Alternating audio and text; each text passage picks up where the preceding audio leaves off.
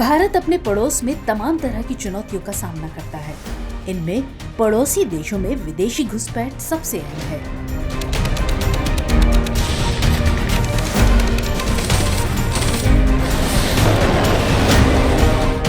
इन विदेशी घुसपैठ में भी अगर किसी देश ने भारत की नाक में दम किया हुआ है तो वो भारत का ही पड़ोसी देश चीन है।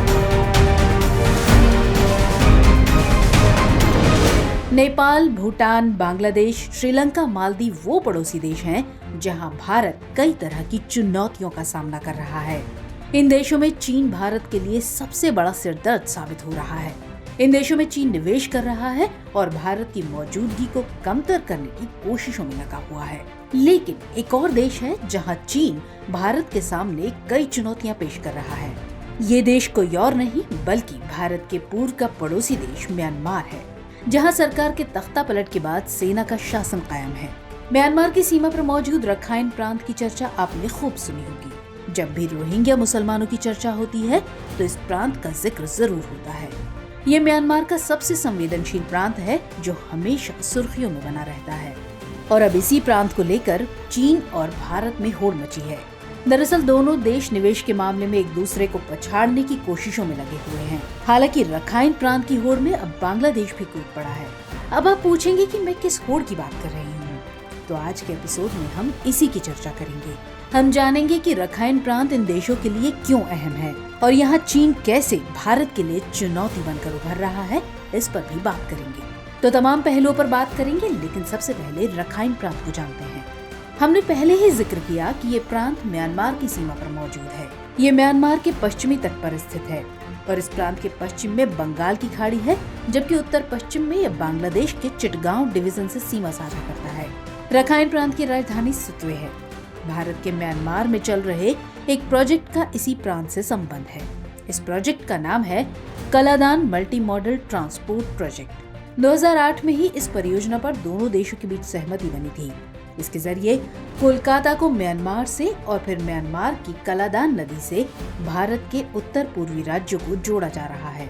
इसे मल्टी मॉडल इसलिए कहा जा रहा है क्योंकि इसके तहत सड़क, नदी, बंदरगाह, फ्लोटिंग बैराजों जैसे व्यापक बुनियादी ढांचे बनाए गए हैं।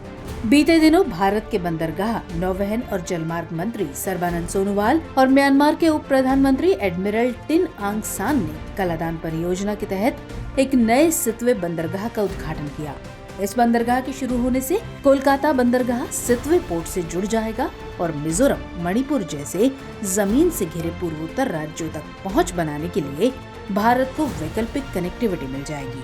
कलादान बंदरगाह प्रोजेक्ट के सफल हो जाने के बाद म्यांमार में व्यापार और बिजनेस के लिए भारत को बांग्लादेश पर निर्भर नहीं करना पड़ेगा और दोनों देशों के बीच डायरेक्ट एक्सपोर्ट इंपोर्ट हो सकेगा।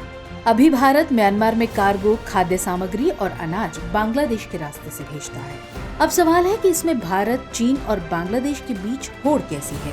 तो असल में चीन CPEC यानी चीन पाक आर्थिक गलियारा की तर्ज पर दक्षिणी चीन और बंगाल की खाड़ी के बीच एक ट्रांसपोर्ट और आर्थिक कॉरिडोर विकसित करना चाहता है। इस परियोजना के तहत मी लिंग याइंग LNG टर्मिनल, क्याकपियू विशेष आर्थिक क्षेत्र, गहरे बंदरगाह और मांडले म्यूस सड़क का आधुनिकीकरण और इससे म्यूस मांडले के बीच रेलवे लाइन को बढ़ावा देने की योजना है। बंगाल की खाड़ी में हाल ही में बनकर तैयार हुए क्याकपियू विशेष आर्थिक क्षेत्र के तहत बने बंदरगाह एक गैस पाइपलाइन और इस बंदरगाह से लेकर दक्षिणी चीन तक जाने वाली रेलवे लाइन की सुरक्षा चीन के लिए अहम है। ये सब परियोजनाएं म्यांमार में चीन की दिलचस्पी की वजह बनी हुई हैं। इन परियोजनाओं के चलते चीन को पहली बार रखाइन होते हुए बंगाल की खाड़ी में अपनी पहुंच मिली है और जाहिर तौर पर वो इसे गंवाना नहीं चाहेगा। दूसरी तरफ रखाइन प्रांत में हिंसा के मद्देनजर करीब 10 लाख रोहिंग्याओं ने बांग्लादेश में शरण ली। हालांकि बांग्लादेश सरकार इस कोशिश में है कि रोहिंग्याओं को म्यांमार वापस भेजा जाए, लेकिन अभी ऐसा नहीं हो सका है। बांग्लादेश चाहता है कि ये पलायन स्थायी रूप से रुक जाए और म्यांमार बांग्लादेश सीमा पर स्थित रखाइन प्रांत में हिंसा पर रोक लगे। बांग्लादेश की इस मंशा के पीछे वजह है कि उसे सीमाओं की चौकसी के लिए बड़ी तादाद में सुरक्षा इंतजाम करने पड़ते हैं, जिसमें बहुत खर्चा होता है। इस लिहाज से रखाइन प्रांत पर चीन और भारत के अलावा बांग्लादेश की भी नजर है। हालांकि इस मामले में भारत की बांग्लादेश से कोई प्रतिस्पर्धा नहीं है। भारत को अगर किसी से खतरा है तो वो सिर्फ चीन है। इसमें कोई शक नहीं कि कलादान प्रोजेक्ट भारत के लिए बेहद अहम है और भारत को पहली बार म्यांमार में पैर जमाने के लिए अच्छा मौका मिला है। लेकिन म्यांमार में जिस तरह से राजनीतिक उतार चढ़ाव आते हैं, उससे भारत को कई चुनौतियां घेर लेती हैं। पिछली सरकार के साथ भारत के घनिष्ठ संबंध थे, लेकिन मौजूदा सैन्य सरकार को चीन का हितैषी माना जाता है। मतलब ये कि इसी परिवेश में भारत को अपने सामरिक आर्थिक हितों को पूरा करने की चुनौती है, क्योंकि म्यांमार न केवल चीन का पड़ोसी है, बल्कि वहाँ की सरकार चीन को पसंद भी करती है। यहाँ एक दिक्कत ये भी है कि अगर चीन और म्यांमार के बीच भविष्य में सैन्य सहयोग बढ़ा तो भारत की मुश्किलें बढ़ जाएंगी। इसलिए भारत के बारे में कहा जाता है कि उसे अन्य देशों के साथ सिर्फ दोस्ती के रिश्ते ही नहीं, बल्कि मिलिट्री टू मिलिट्री रिश्ते भी कायम करने की जरूरत है। वियतनाम जैसे देश भारत के साथ इस रिश्ते को कायम करने के इच्छुक भी हैं। बहरहाल भारत को म्यांमार में चीन को टक्कर देने के लिए न सिर्फ वहां अपने निवेश में वृद्धि करने की जरूरत है, बल्कि सैन्य संबंध कायम करने की दिशा में भी काम करने की जरूरत है। तो चलिए चर्चा को यहीं विराम देते हुए नजर डालते हैं आज के सवाल पर।